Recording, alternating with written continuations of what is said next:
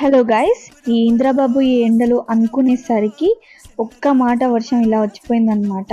వచ్చిపోవడం కాదు, మస్తు గాలి వచ్చింది. అసలు నైట్ మొత్తం కరెంటే లేదు. ఒక్కసారి ఇల్లు చూడండి, మొత్తం తడిసిపోయింది. ఎక్కడ చూసినా వాటర్. సడన్ గా అయితే రాళ్ళ వర్షమే వచ్చింది ఇక్కడైతే.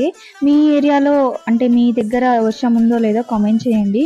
నాకైతే మస్తు భయమైంది, ఎందుకంటే అంత గాలి అంత వర్షం. మనకి వెదర్ కూల్గా ఉందంటే ఏదో ఒకటి మంచిగా వేడిగా తాగాలన్నా తినాలని అనిపిస్తుంది కదా.